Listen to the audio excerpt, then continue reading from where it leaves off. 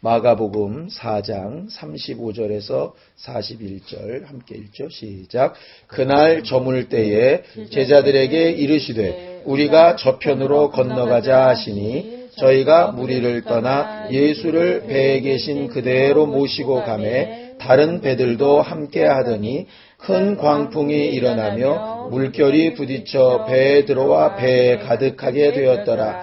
예수께서는 고물에서 베개를 베시고 주무시더니 제자들이 깨우며 가로되 선생님이여 우리의 죽게 된 것을 돌아보지 아니하시나이까 하니 예수께서 깨어 바람을 꾸짖으시며 바다더러 이르시되 잠잠하라 고요하라 하시니 바람이 그치고 아주 잔잔하여지더라. 이에 제자들에게 이르시되 어찌하여 이렇게 무서워하느냐 너희가 어찌 믿음이 없느냐 하시니 저희가 심히 두려워하여 서로 말하되 저가 뉘기에 바람과 바다라도 순종하는고 하였더라. 아멘. 우리 하나님을 말할 때 흔히 많이 쓰는 말 중에 하나가 전지전능하신 하나님이다. 그런 말을 많이 써요. 말 그대로 모든 것을 아시고 모든 것을 하실 수 있는 분이시다. 이런 말이거든. 그런데 그 말이 맞기도 하면서 어쩔 때는 틀리기도 하는 말이에요. 왜냐하면 하나님은 모든 것을 아신다. 틀리지 않는데 산업 사람들이 제일 많이 묻는 게 아담이 선악과를 따먹을 줄을 아셨을까 모르셨을까? 예를 들어서 신영의 친구 누구 하나 예수 안 믿는 아이가 있는데 그 친구가 예수를 믿을까 안 믿을까? 그건 아실까 모르실까? 그러니까는 그 말이 일단 벌써 딱 모순이 된다 이 말이에요.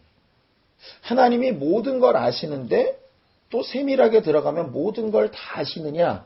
또 그건 아니라고 우리가 알고 있거든. 또 하나님은 모든 것을 다 하실 수 있어요.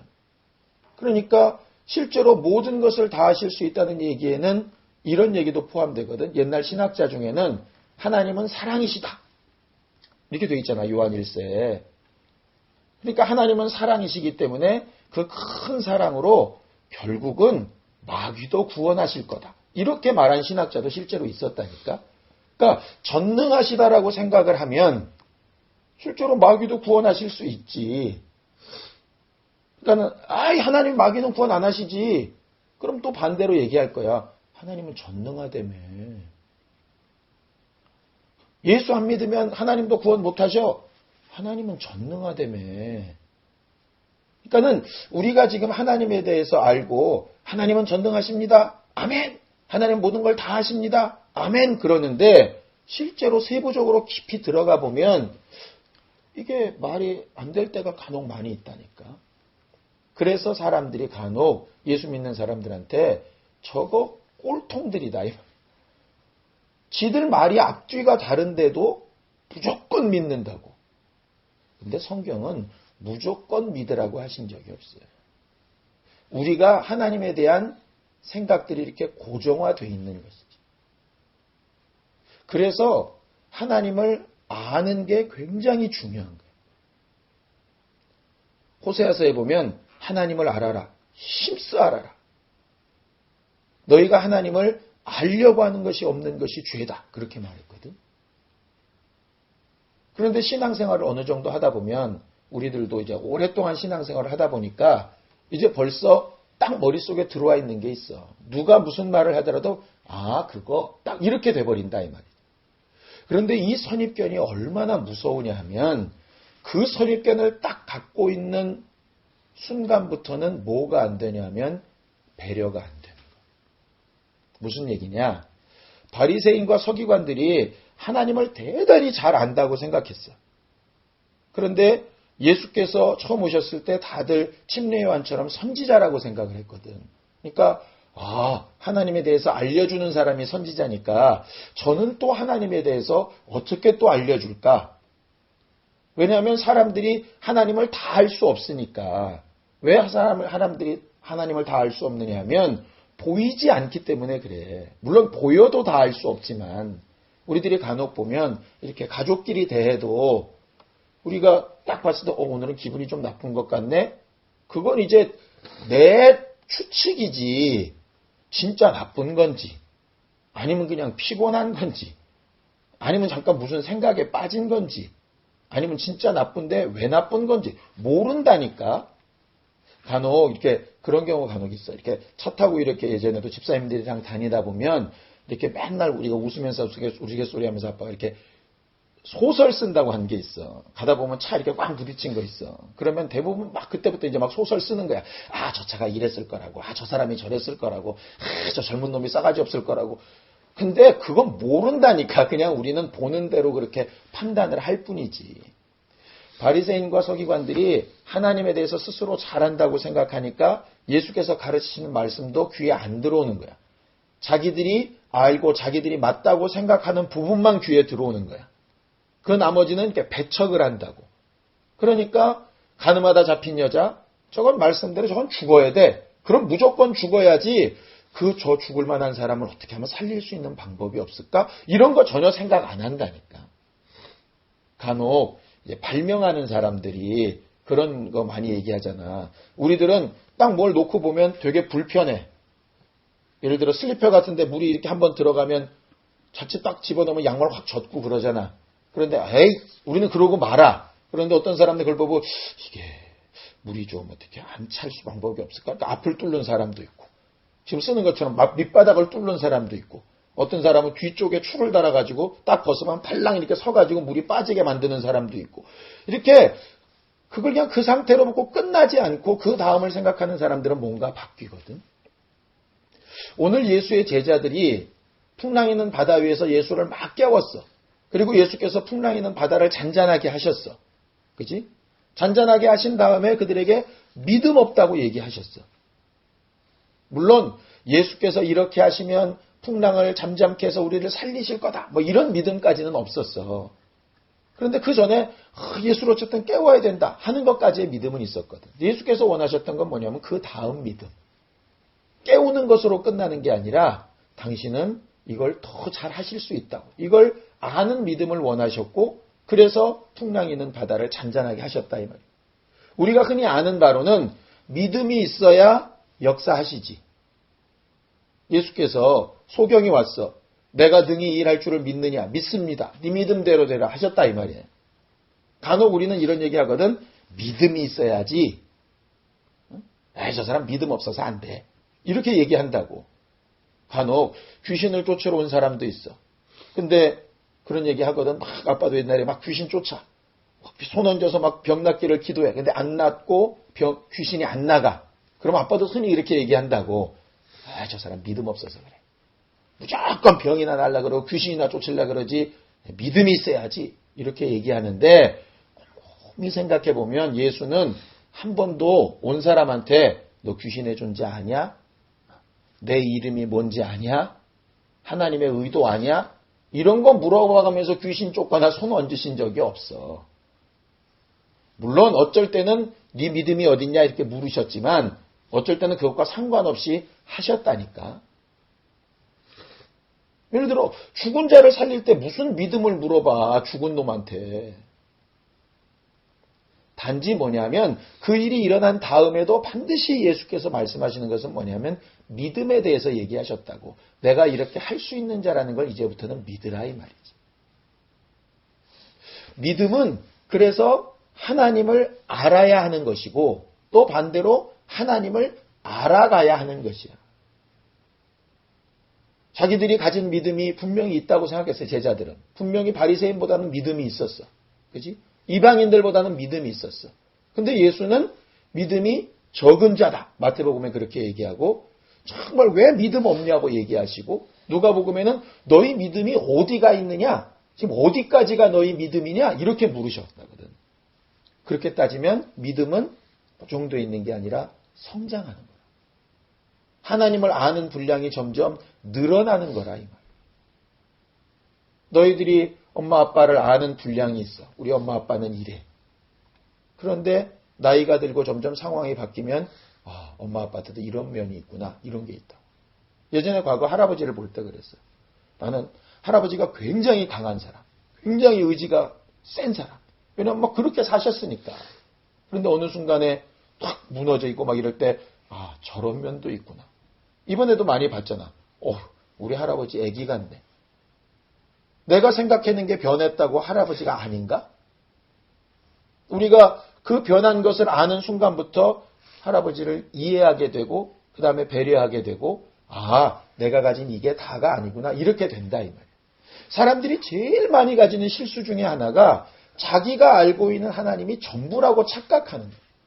더 알려고 하지 않는다 이 말이에요. 연애할 때는 재밌을 것 같아? 안 재밌을 것 같아? 연애할 때. 재밌을 것 같지? 안 해봤어도 재밌을 것 같지?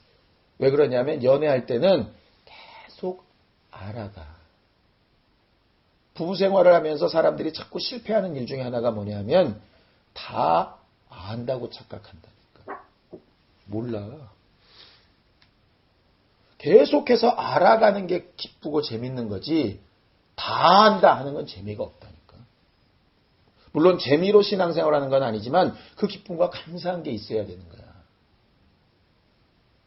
하나님께서 우리에게 하나님을 알아가는 믿음에 대해서 이야기하시는 거예요. 제자들은 오늘 이 사건 통해서 혹 책망은 좀 받았을지 몰라도 구원받고 예수는 풍랑이는 바다도 잔잔케 하시는 분이구나 이렇게 알았다 이 말이지. 그런데 그 안 것으로 만족하지 않고 괜히 혼 만났네. 다음부터는 내가 깨우나 봐라. 이렇게 되면 그건 믿음이 아니라 이 말이에요. 우리가 일생 살면서 정말 어쩔 때는 내 뜻대로 되어지는 경우도 있고 아닌 경우도 있어. 그때 제일 중요한 건 뭐냐면 하나님이 왜 이렇게 되게 하셨을까? 왜 여기까지 이렇게 인도하셨을까? 또 뭐가 안 됐다면 왜 안 되게 하셨을까? 하나님의 마음은 도대체 뭘까? 이걸 분명히 더 알아가려고 하는 사람이 믿음 있는 사람이지 제 뜻대로 됐다가 우리 하나님 짱! 그러고 끝나고 안 됐다 그래서 필요 없어 하고 그냥 낙심하고 포기하고 그건 믿음이 아니라 믿음은 하나님을 계속해서 알아가려고 하는 사람은 변하는 거예요. 바리새인이나 사두개인 중에서도 정말 예수를 알아가려고 하는 사람은 변한 거예요. 똑같이 세리라 그래서 다 복을 받았나? 아니, 알아가려고 하는 삭개오 같은 사람, 난 주님 알고 싶습니다 하는 사람은 변화를 받았어. 그런데 똑같은 세리라도 그냥 세리 일에만 만족하고 예수는 나랑 상관없어 하면은 변하지 않는다. 우리가 하나님에 대해서 알고 있는 지식, 그게 전부 다가 아니에요. 내가 목사라고 하나님에 대해서 다 알고 있는 거 아니에요. 계속해서 배워나가고 알아나가야 하는 것이. 안다고 생각하고 교만해지는 순간부터 이미 믿음은 거기서 멈춰버리는 거예요. 마치 성장판 닫힌 것처럼. 그러면 하나님 앞에 더 가까이 나아갈 수가 없어요. 우리 모두가 이렇게 예배도 하고 성경도 읽고 또 기도도 하는 것은 기도에서 우리의 소원이 이루어지는 것 참 좋은 일이지. 그런데 그것보다 더 중요한 건 기도에서 그렇게 되든 혹 그렇지 않든 하나님이 일해 나가시는 방법과 하나님의 마음을 알아가는 게 정말 중요한 것이라. 하나님을 아는 자들을 원하시고 내 마음을 좀 알아달라고 한다. 다른 사람들이나 친구나 성도들을 대할 때나 또 세론들을 대할 때나 우리 저 사람은 이래, 저 언니는 이래, 쟤는 이래 이렇게 되는 순간부터 더 이상 발전은 없는 거예요. 저희 아이에게 저런 면이 있었구나. 저럴 땐 저렇구나. 이 아이가 이래서 그랬구나. 그렇게 된다.